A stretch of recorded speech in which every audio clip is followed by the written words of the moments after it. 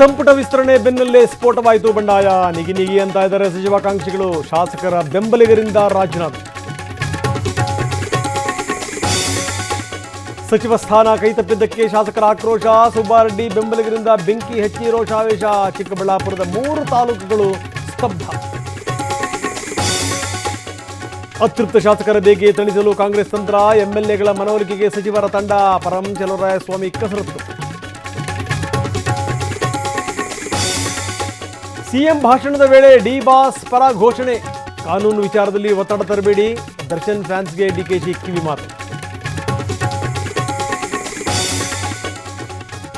ಅಪಾಯದ ಮಟ್ಟ ಮೀರಿದ ಭೀಮಾ ನದಿ. ಯಾದಗಿರಿಯಲ್ಲಿ ಪ್ರವಾಹದ ಭೀತಿ. ಗೋಕಾಕನಲ್ಲಿ ಸೇತುವೆ ಮುಳುಗಡೆ.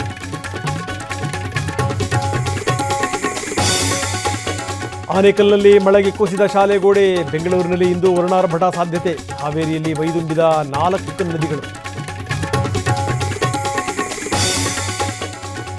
ಆ ಕಡೆ ಮಳೆನೂ ಇಲ್ಲ, ಈ ಕಡೆಗೆ ಬೆಳೆನೂ ಇಲ್ಲ. ಬಿತ್ತಿದ್ದು ಫಸಲು ಬರದೆ ಅನ್ನದಾತರ ಗೋಳಾಟ. ಗದಗನ ಬರ ಜಿಲ್ಲೆ ಅಂತ ಘೋಷಣೆ ಮಾಡಲಿಕ್ಕೆ ಆಗ್ರಹ.